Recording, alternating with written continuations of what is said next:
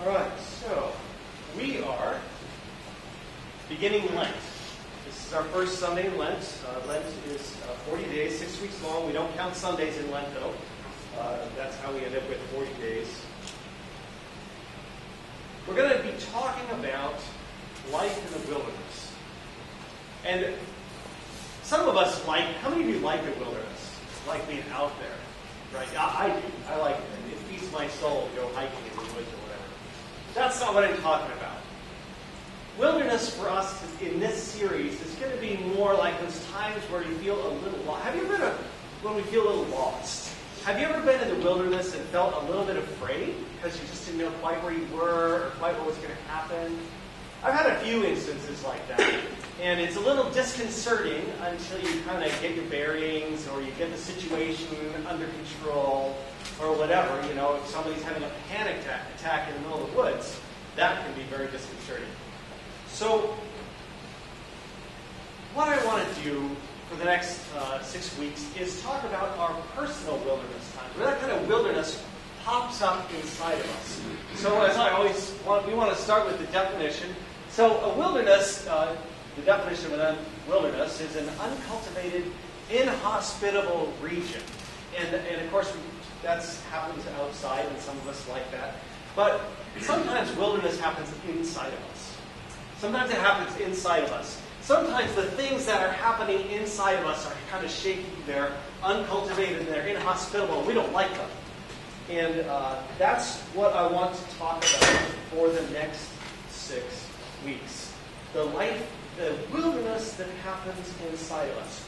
So here's where we're going to go, not counting today. And these are the kind of wildernesses we're going to look at. We're going to look at Abraham, where God had kind of had a direction for him, and God's direction was just go that way, and I'll tell you when to stop. And sometimes we're in like a waiting mode for something. And we're kind of getting impatient maybe, or we just have to wait on something. That's the kind of wilderness, I think, that waiting that's inside of us. The Israelites, when they were at the foot of Mount Sinai, and Moses didn't come down in enough time, they got impatient and they decided they needed to take control for themselves.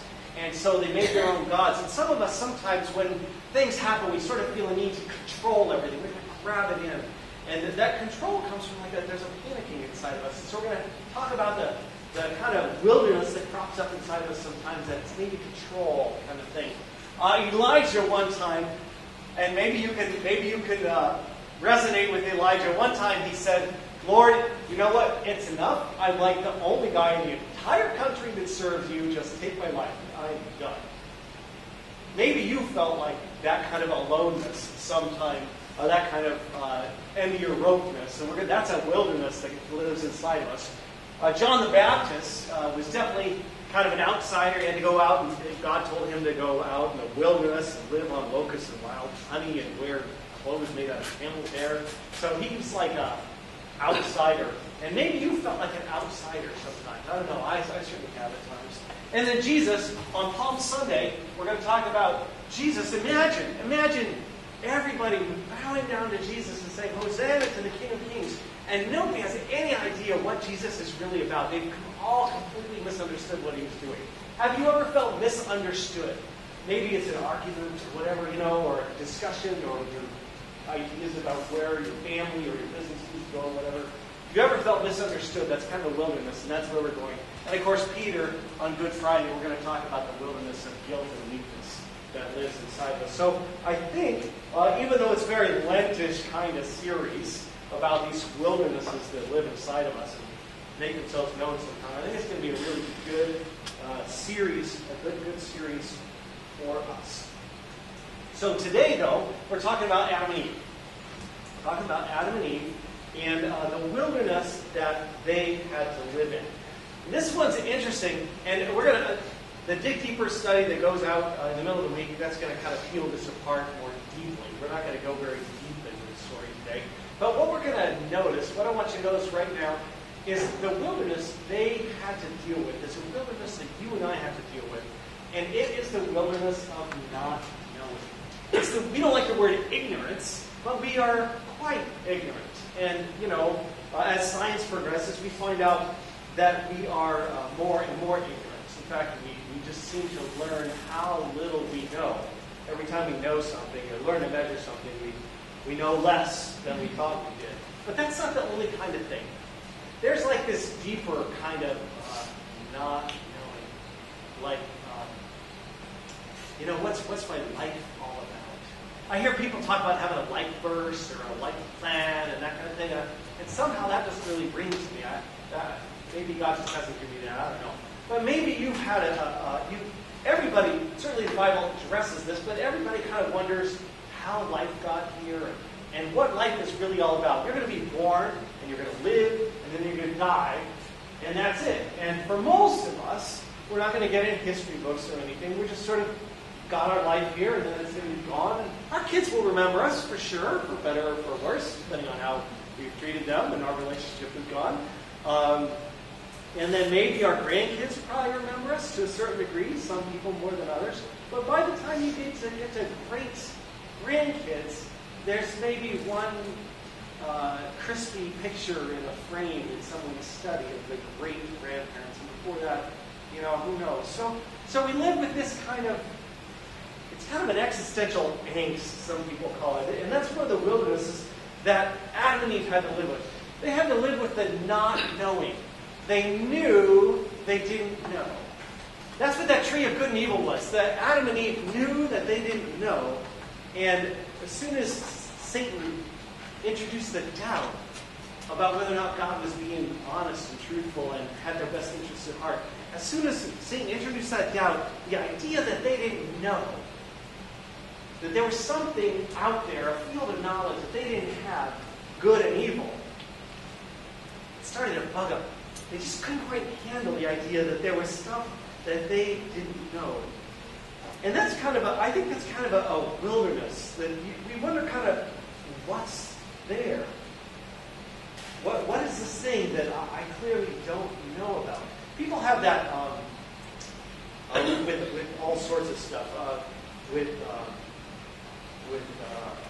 drugs, with different Jim Carrey, who has been wildly successful and is rich beyond his wildest dreams. This is what he had to say. He said, "I wish everybody could be rich, could become rich and famous, so that they could see that it's not the answer."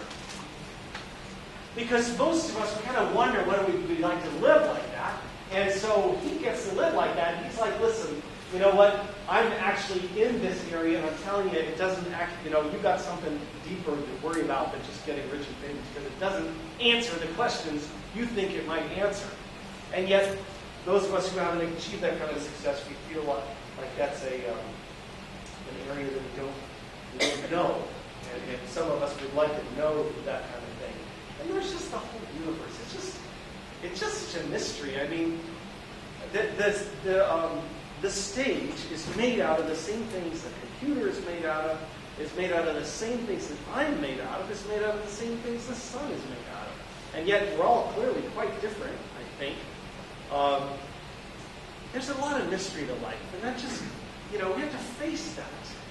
And I think that we're going to find the Bible helps us face into that sort of big mystery of life.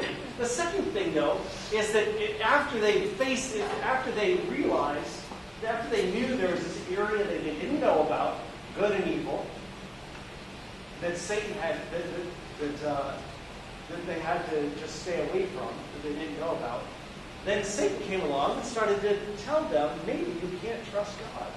And so that's kind of a wilderness of knowledge, too, of knowing who to trust. Because different people tell us different things in our life. I don't even have to have you raise your hands for how many people have ever got conflicting advice about something that they were trying to make a decision about. Have you ever had two people give you different pieces of advice? Well, whom do you trust? That's kind of a wilderness, because you're still left, in the end, you are left alone to make the decision, right? You could have 10 people, and in the end, you have to stand there and make the decision on your own. And that's a kind of a wilderness, I think, and trying to figure out who to trust and who not to trust. So these things are critical. This idea of the wilderness of our not knowing being something that we have to live with all of our life, that God wants to address. These are critical because there's a couple of things. One of them is that, as I was talking to kids, there's things that you can't undo. There's things that you can't unsee. The drug, by the way, is heroin. I didn't want to even plan the name of a drug with the kids before they needed it. But from what I read, heroin can addict you instantly. The very first hit, you're like, maybe I should try that once to see what it's like. And the very first hit, your brain goes, wow, I can never live without that again. And then it's too late. There are things that you cannot undo. And so when you face this, the idea that there are things that you don't know, things you haven't tried, things you haven't seen, it can be a very difficult place to be because you don't know what to do with it. It's unknown, and humans, we're drawn to the unknown. And we have done a lot of great things. I mean, we've gone to the moon, we've created vaccines, we have airplanes and microwaves. Those are all that questioning nature of humans going to good places to solve problems. But that questioning nature that pushes us to progress and drive forward can also take us into places that we ought not go. And some of those things can't be undone. When I was, I don't know, it was like 19 or 20 or something, I don't like horror movies. And some of my friends were going to go see Hellraiser. And I thought, well, all my friends are going, I might as well go once and see what these things are all about. Now, I've already seen the commercials, so I kind of know what they're all about anyways. But I thought, well, I'll go experience one. And guess what? You can't unsee things that you have seen.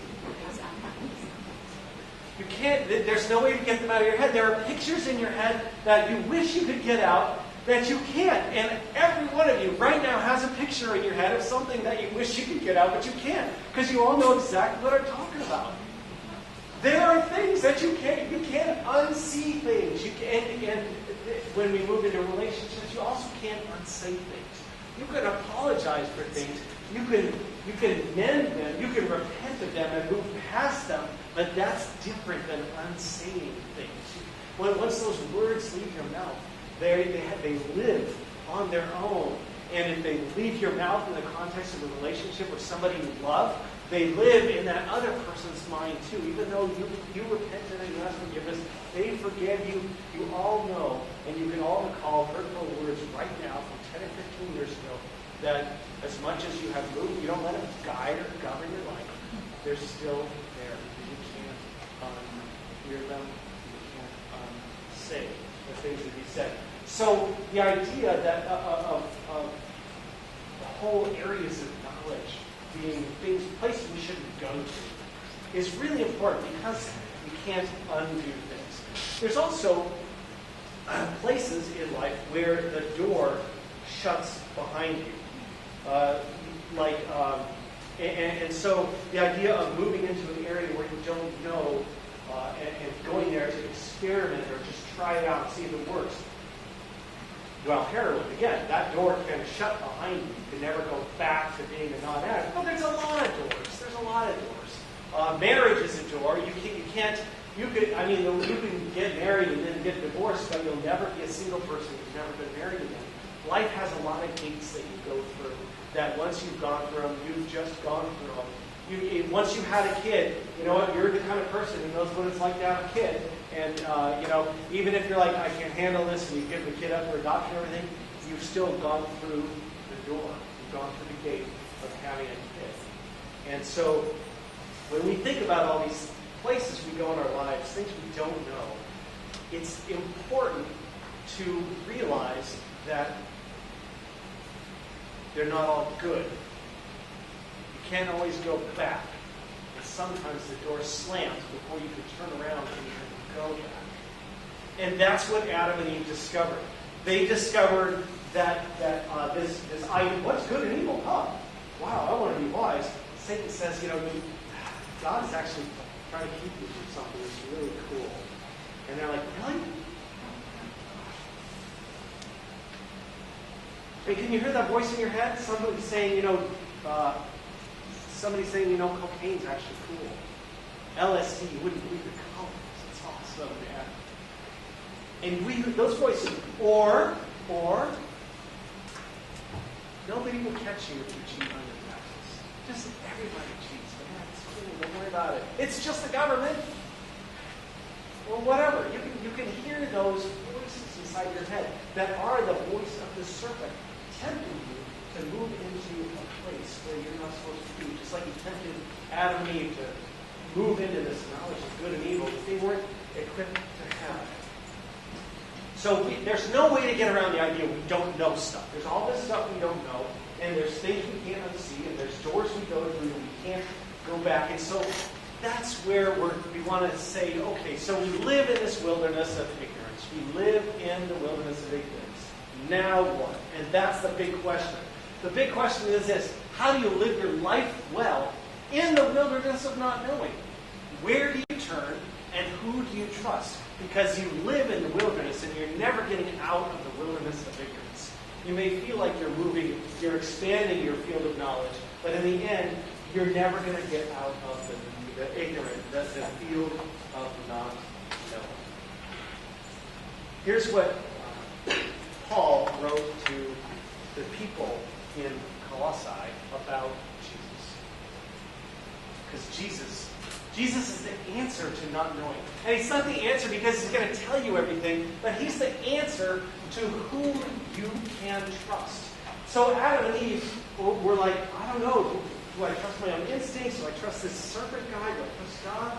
Well, in Jesus, God has demonstrated his love for you that is beyond compare. Greater love has no man than he would die for someone else. And Jesus died for you, and Jesus died for me. So he demonstrated love beyond compare. And he also demonstrated that he's the one who's actually in charge of the world. So if other people say, try this. Oh, you should try that. Maybe you should do this. Maybe you should do that. I never know until you try this. There's one guy who conquered death.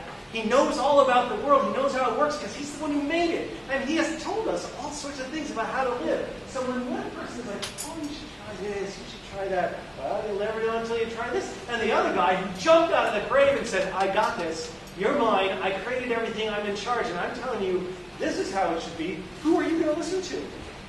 You're going to listen to some punk who's like, you'll never know until you try. Or you're going to listen to the guy who came out of the grave. You get to choose that every day. You get to choose it right now. Who are you going to listen to? Here's what Paul wrote to the Christians in Colossae about Jesus. And it's really important. For in him all the fullness of God was pleased to dwell, and through him to reconcile to himself all things, whether on earth or in heaven, making peace by the blood of the cross. And there we have the answer to the question of our ignorance. And it's not that we're going to get rid of the ignorance, because that is the human condition. Here we have the answer of whom can we trust to guide us through the ignorance. Because in Jesus, we see what God is really like. And God is cooler than we ever could have thought possible. He is loving. He is forgiving. He's what the prophets in the Old Testament said he was. Only now, people caught in adultery get thrown at his feet, and he says, neither do I condemn you. Don't keep living like that, but I'm not here to condemn you. So, in Jesus, we see what God is really like, and through him, we are reconciled to God. He made peace by the blood of his cross. And so, when we face the ignorance that we all must face, the question is not how to get ignorant. The question is not how to get rid of the ignorance. It's who do you trust to guide you through the ignorance. Because there are things you can't unsee, things you can't unsay, things that can't be undone, and doors that slam behind you the moment you walk through them, even if you would like to go back. So the question is, who can you trust? And the answer is, you can trust God, who has made himself known most clearly in Jesus. And in case I wasn't clear, this is what I'm trying to say to you today. You can face into the unknowns of life without fear, because by trusting Jesus, because in him, God is revealed as loving beyond belief, and through him, we have peace with God and trustworthy guidance for all of our lives. That's what we learn from Adam and Eve's mistake.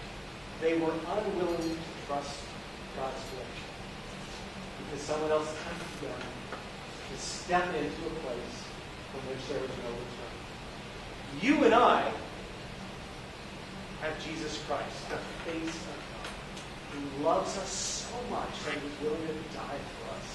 And he came out of the grave to show that he really is the Word for whom the world was created and the one to whom all authority in heaven and earth is given. So the Lenten message is to face into and acknowledge that you don't know about this. You don't know about that. And that's okay. You know why? Because there are things Jesus says you don't want to know about. You don't want to know what it's like to be addicted to drugs. You don't want to know what it's like to just be at the end of your rope. You don't want to know all these things. And so that's the Lenten message for you. Learn to acknowledge the ignorance and face it, trusting Jesus to God. Let's take a moment to pray. Father in heaven, you have sent your only Son, Jesus. You have revealed yourself to us as best we can understand it.